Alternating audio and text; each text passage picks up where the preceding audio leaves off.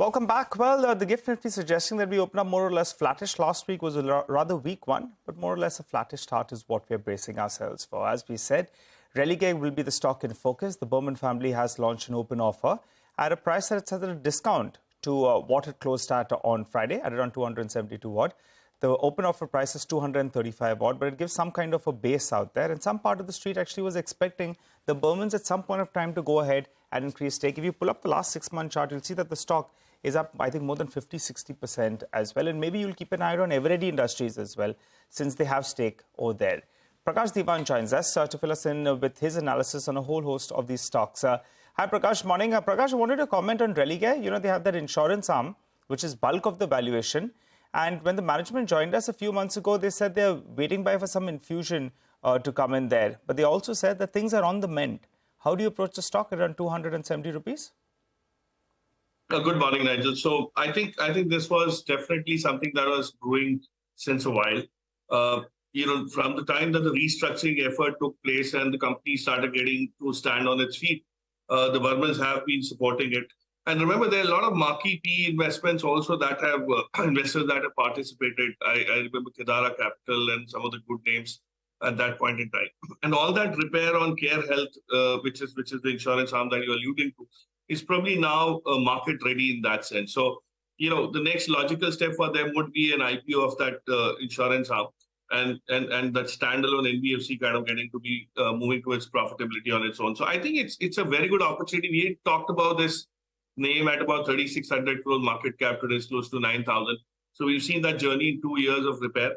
What's going to be important is that the timelines for the next few triggers also need to kind of start getting discernible, because once that happens, people will be able to start carving out some sort of valuation bump up in that in the current stock. But I'm not too sure whether this open offer gets through so easily. I mean, the discount is significant, and for all they might be testing waters out and then have to revise this thing upwards at some point in time. By the way, there's an interesting note on Motilal Oswal when they analyze this Bajaj Finance's plan to raise some money. They're saying this current round of equity capital raise has come in much earlier than anticipated. Now, Bajaj Finance in the past has always communicated that its leverage threshold was 7x. In the last 3 instances, when Bajaj Finance initiated a capital raise, an equity capital raise, its leverage ratios used to be about 6.3, 6.6, 6.8. So closer to that 7x mark, its threshold, or between 6 and 7. This time, when the company is looking to raise some money, its leverage ratio is much lower. On a consolidated basis, the leverage ratio is only 5.2x. So that's why Motilal believes that why is it, raising money right now? It's coming in a little earlier than anticipated. One of the reasons could be because the AUM growth is likely to be much stronger and therefore they want some growth capital. Or are they readying some fund as Jio Financial Services also looks to grow in size and gain some scale? Prakash, how would you view Bajaj Finance's plans to raise some money?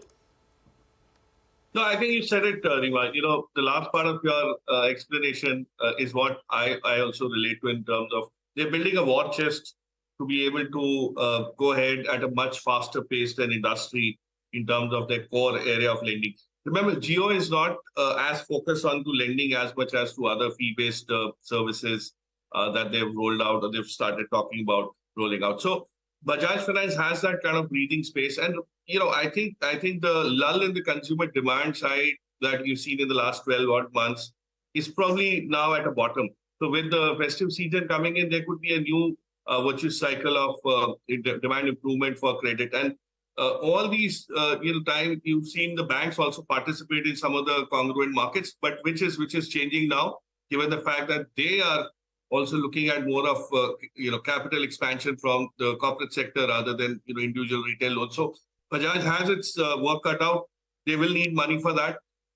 It's debatable whether they could have delayed this by another. I think we lost. But I think it's a company that has done well in the past, given its capital allocation, and that would continue. Whether to buy it at 700 or 7,700, the question is it's always been richly valued. So you would have to look at some bad days to seek value out of buying into Bajaj Finance. But people holding it definitely are going to be very happy with the kind of growth that's unfolding. Prakash, wanted your thoughts on Delta. Now, that's going to be the big stock today as it's been slapped with that very large tax demand. Now, anyway, the stock is, facing the heat because of the GST issue which came a couple of months back, about 28% being taxed on the overall money that people put in when they go to the casino. So the stock is nowhere close to the levels that it was. It used to be 250, 260, and now it's at 175. How do you think the stock will react to this news? So I don't have any doubts. It's such a significant body blow of sorts for the business, for the stock particularly. But what I've noticed firsthand, Rima, is that in spite of the taxation being so significant, I haven't seen any let up in terms of the kind of interest people have in participating in what Delta has to offer. The activity levels haven't ebbed at all. So what it tells you is that while there is an element of pricing power, they can pass on some of the increased costs to the users. It is going to be significantly impacting the P&L. So while demand might not be impacted by this, it's going to be a profitability. So the whole business model will start getting questioned, and you'll have to work on very thin margins and the kind of competition that exists. It's going to be difficult. So future expansion plans, all of that kind of any capex that they could think of will have to go back. They'll have to go to the drawing board again and figure out whether it makes sense. So I think it's going to be a significant shift in how the company progresses in terms of its business. Survival is the key issue at this point in time, given such thin margins, with such a tax outgo being so significant. So I would believe people will not want to kind of have too much of patience with what's going to happen. So everybody would want to wait and watch in terms of any repair. But till then, I don't think the stock is going to give you any solace.